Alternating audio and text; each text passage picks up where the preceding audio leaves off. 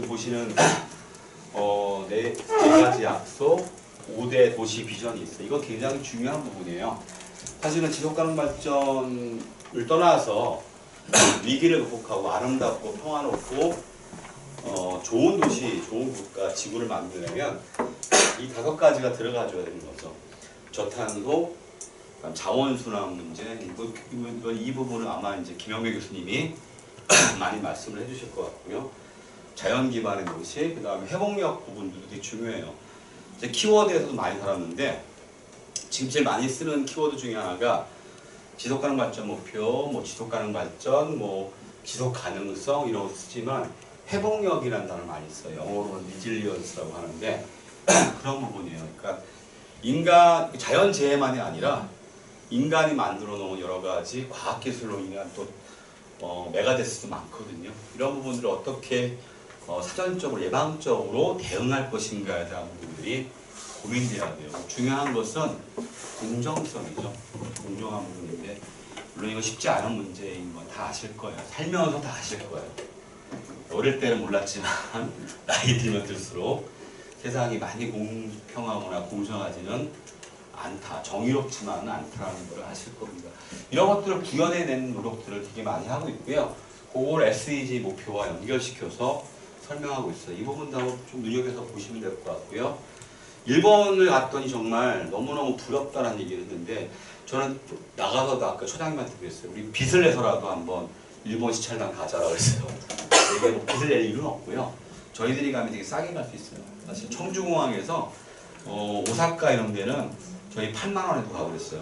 네. 그러니까 너무 싸더라고요. 그리고 제일 싼 방을 구했고 그 다음에 이제 우리가 가이드 다 구하고 그 다음에 가이드가 필요 없죠. 제 아들이 가이드를 썼으니까 왜냐면 걔네들 일본 살고 있거든요. 그래서 일본어를 잘하고 그 다음에 또 그쪽 기관섭에도 다 했어요. 다 해가지고 사실 돈 들어갈 이유가 없었어요. 제일 또 싼 거 먹고 또 그랬었거든요. 그래서 한 8, 90만 원이면 가요. 갔다 왔다가 할 수 있어요. 제주도 가는 것보다 더 훨씬 더 잘 보고 올 수 있고 그래요. 그래서 한번 가자는 거예요. 왜냐하면 걔네들 대학 시스템을 봐도 교수를 데리고 와야 돼요. 이제 학교 행정하는 사람도 데려가야 되고 지방 행정하는 사람 데려가야 줘야 되는 거예요.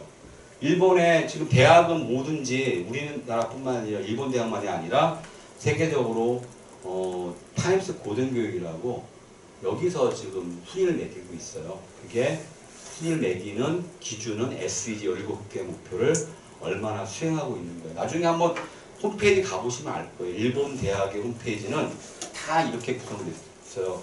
심지어 동경대학교라고 있어요. 도쿄대학이라고 많이 들어봤을 거예요. 그 도쿄대학도 FSI예요. 미래사회 이니셔티브라고 해서 SDG를 통해서 대학과 지역의 역할들 또 다양한 이해관계자들과 협력을 모색하고 있어요. 그리고 홈페이지 가면 SDG 선언이 들어가야 돼요. 그 다음에 SDG 센터가 들어가 있어야 되고 그걸 못 만드는 학교라면 후진 학교라면 좀 힘든 학교라면 SDG 추진실이라도 만들어야 돼요. 대학 헌장도 들어가야 돼요. 그 다음 과목별로 다 SDG 1번부터 17번까지 만들어줘야 돼요. 제가 어저께는 한양대학교 대학원 강의를 하고 왔거든요. 근데 거기는 이제 예전에 몇 번 얘기를 했기 때문에 지금 그런 시스템을 바꾸고 있어요. 그렇게 하고 있는데 지금 우리 대학은 해외 대학에 비하면 굉장히 늦죠. 그러다 보니까 대학 평가도 순위도 낮을 수밖에 없는 측면이 있어요. 자, 그 다음에 이제 지속가능 발전 기본법 시행령이 제정됐는데 좀 안타까운 얘기지만 유명무실하다라는 거예요. 법은 만들어놨는데 작동이 안 되고 있어요. 물론 이제 누구 정권 욕하는 거 아니에요. 괜히 또 화내시면 안 돼요. 전 이상한 생각하지 마세요. 일단은 현실을 얘기해 주는 거예요. 2022년도에 7월 달에 우리가 시행령이 공포됐는데 새 정부 들어와서 작동이 안 돼요. 국가지속가능발전위원회도 안 만들어놓고 여러 가지 이제 있습니다. 내용은 이렇다는 거예요. 법 내용은 되게 좋아. 기존에 있는 김대중 정권 때 만들어놨던 지속가능발전 기본법보다는 훨씬 더 진전되어 있어요. 그 진전된 내용들은 다 제가 자료에 남겨놨으니까 참고해 보세요. 하지만 이게 지금 거의 유명무실화되어 있고 작동되고 있지 않다는 것만 알고 계시면 될 것 같아요. 왜냐하면은 제가 이제 밖에서 답답하게 얘기했던 게 10월 10일부터 12일까지 대한민국 지속가능발전 대회가 열려요. 어디서 열리죠? 경기도 시흥시에서 열립니다. 근데 올해 국가 예산이 하나도 안 투여돼 있어요. 되게 힘겹게 지자체 예산 가지고 진행을 하고 있어요. 일본은 중앙정부 예산만 60조 원이에요. 우리는 10원 한 장 없어요. 지방정부에서만 대주고 있어요. 어떤 걸 내주냐면 지속가능발전 협의에 대한 예산 지원 정도. 그다음에 지속가능발전 관련한 이제 그 요역들, 기본 전략, 수립 요역들 이런 것들은 예산을 대주고 있지만 지금 중앙정부 차원 그 외의 예산도 약한 거죠.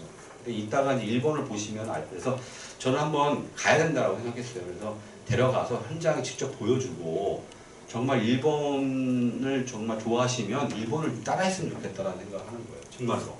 일본처럼만 갔으면 좋겠다라는 이야기를 하고 싶은 마음이 지금 굴뚝 같아요. 그래서 대통령도 가시고 김건희 여사님도 가시고 다른 우리 그 행정 관료들도 가시고 왜 이 얘기를 하냐면은 이 문제는 정당 정파 문제를 떠나서 정말 걱정스러운 얘기예요. 왜 그러냐면 SDG도 SDG지만 나중에 한번 기회가 되면 좀 불러주세요. ESG 경영도 지금 난감합니다. SDG는 강력한 규제는 없어요. 해도 그만이고 안 해도 그만일 수도 있어요. 그거 안 한다고 해서 문제되지는 않아요. 근데 다 하는 거예요. 그냥 규범적으로 하고 있지만 ESG 경영은 안 하면은 당장 나라가 결단이 나요. 그래서 이제 중국이나 인도 이런 데서는 ESG 경영을 녹색 제국주의라고 얘기를 해요. 무슨 말인지 아시죠? 제가 얘기 안 해도. 일종의 보호무역 장치라고 얘기하는 경우도 있어요. 근데 사실은 우리가 긍정적으로 보면 또 긍정적일 수 있어요. 그게 환경, 뭐 인권 문제, 노동자 문제라든지 또 기업의 어떤 이제 그동안의 운영 관행들을 혁신할 수 다 좋은 건데 그 중진국이라든지 이렇게 개발도상국에서 선진국으로 올라가려고 하는 나라들은 이게 큰 장벽이 맞아요. 이런 문제가 있어요. 근데 이게 현실이에요. 그래서 중국은 욕 안 해요. 절대로. 안 하고 어떻게 했냐면 제 논문 보시면 알 거예요. 중국의 ESG 연구와 정책 동향이라는 제가 논문을 썼었어요. 그걸 보시면 아실 거예요. 욕해봤자 소용없어. 어차피 이거 지금 이렇게 안 가면 우리 물건 못 팔아먹고 다 죽는데 그러면 욕하느니 빨리 대비를 하자라는 거야. 그래서 2025년도 내년에 의무 공시를 해요. 근데 우리는 지금 지식국가하고 중국은 개발도상국가로 돼 있어요. 여전히. 근데 우리는 뭐죠? 선진국이에요. 그렇기 때문에 이것에 피해 나갈 수 없어요. 2026년까지 연장하겠다고 했는데 안 돼요, 이거. 자, 그러면은 대기업은 버틸 수 있지만 중소기업은 다 문을 닫으셔야 되는 상황이에요. 그리고 아무리 친한 중소기업이라고 하더라도 대기업, 하청기업이라고 하더라도 그 물건을 사줄 수가 없어요. 왜? 공급망이라고 서플라이 체인이 문제가 있어요. 물건을 생산하고 유통하는 부분만의 문제가 아니라 원료를 누가 어디서 갖고 오느냐, 어느 업체와 연계를 갖고 있느냐까지 다 보는 거예요. 그러면은 대기업이 손해보면서까지 ESG 안 하는 기업을 물건을 사겠어요? 안 산다는 거죠. 그러면 어떻게 돼요? 500명짜리 저희 중소기업들, 하청업체들 다 문 닫아야 돼요. 집에 가셔야 돼요. 집에 가시면 어떻게 되는 거예요? 가족들 다 굶어주고요. 아까 17개국 봤죠? 빈곤에서 벗어날 수 없어요. 애들 학교 못 보내요. 암 걸리고 뭐 해도 병원 갈 수 없어요. 아시잖아요. 치매 걸리고 집안 안에 치매 걸려봐요. 집안 결단 나요. 아시죠? 돈 없으면 간병이 없으면 못해요. 또 움직이도 못해요. 다 돈이에요. 돈. 이 문제를 어떻게 할 거야? 그래서 제가 매번 강조하는 게 다 중요하지만 저는 양질의 일자리와 성장이 되게 중요하다고 보는 사람 중에 하나예요. 왜? 현실적으로 직장을 못 가지면 돈을 못 갖고 있으면 기본적인 인간다운 생활을 할 수가 없어요. 특히 자본주의 사회에서는.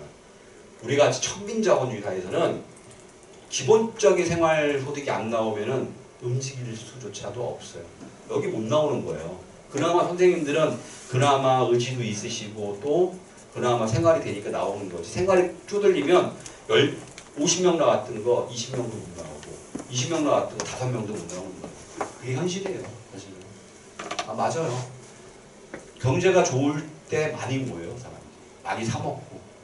그런 거예요. 근데 어쨌든 간에 네, 이런 얘기 왜 했나 걱정돼서 그런 거예요. 걱정돼서 이렇게 되면은 우리가 그동안의 G20 국가였지만 이제 하강 곡선을 탈 수밖에 없어요. 우리가 중국이나 인도처럼 우리가 북한을 우습게 보지만 북한이 우리보다 자원이 더 많아요.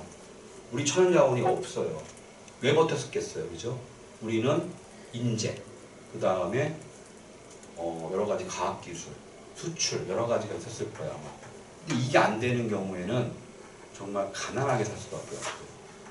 근데 아까 얘기했던 것처럼 곳간에서 인식 나는 거예요. 생활이 어려워지면 내 새끼밖에 몰라요. 아까 얘기했던 것처럼 형제자매도 없어요. 이제 이웃 친구 그거 눈에 안 들어오게 돼 있어요. 그렇잖아요. 고민해야 돼요 지금.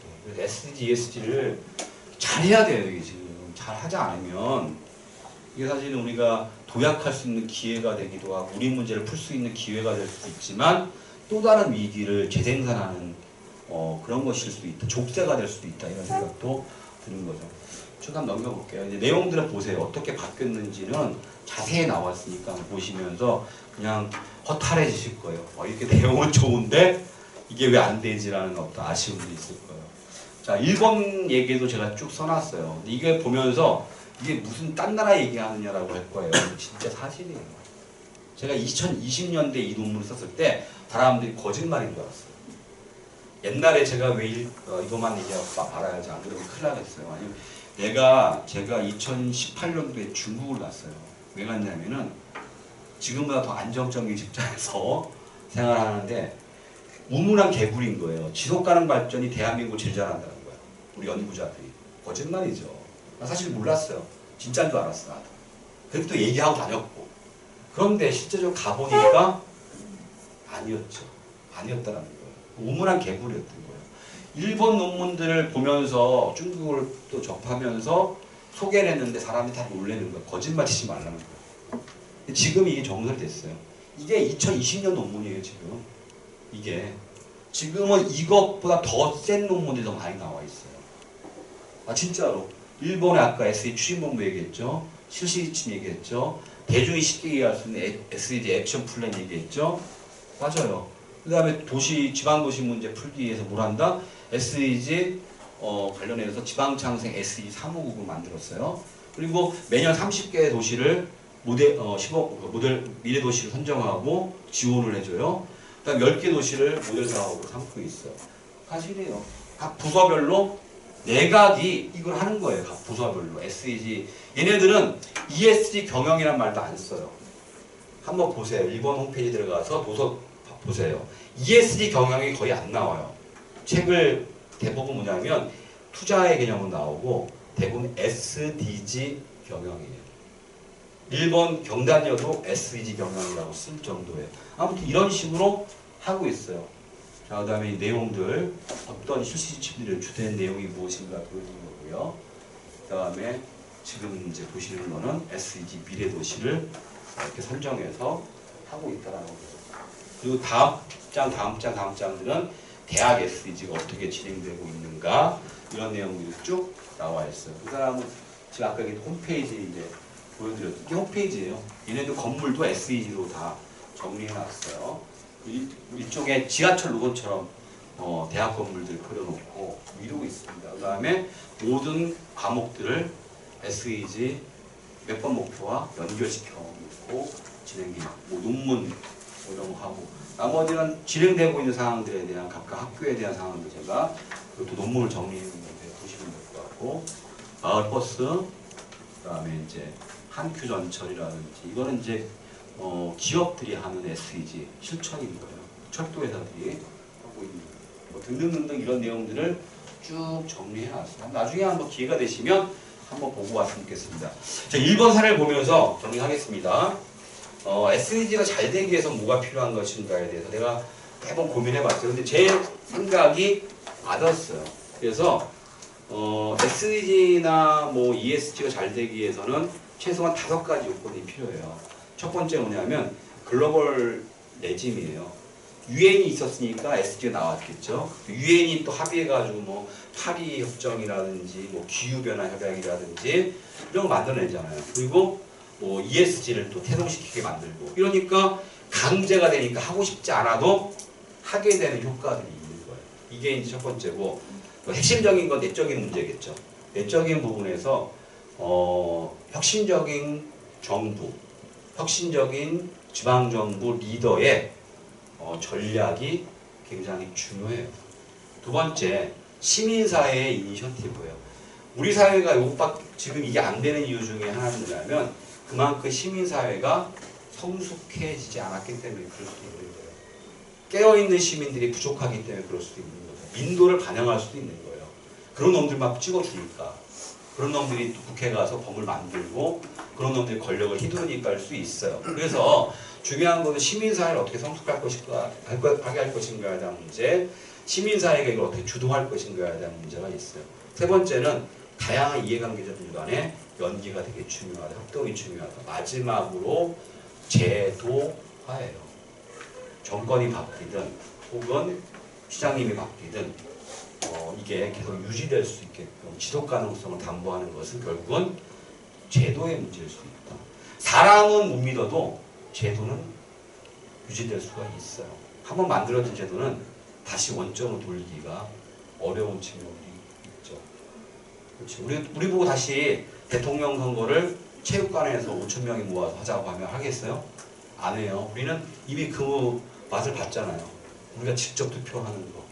그렇죠? 그게 폐단이 있든 없든 간에 그런 것들 거죠. 그러니까 돼지고기를 먹은 사람은 그 이상을 먹고 싶은 거예요. 그죠? 그런 것처럼 한번 이제 그것들이 만들어지면은 쉽게 다시 원점으로 돌아가기가 어려운 게 있죠. 그래서 아까 얘기했던 5가지 주지 그리고 4가지의 주체적인 측면들을 한번 고려해 보면서 이제 여기 있는 분들이 이제부터 시작해서 SDG를 모르는 사람을 제로가 만드는 그런 운동에 함께 동참해 주시기를 바라면서 저도 빨리 가야 될 것 같습니다.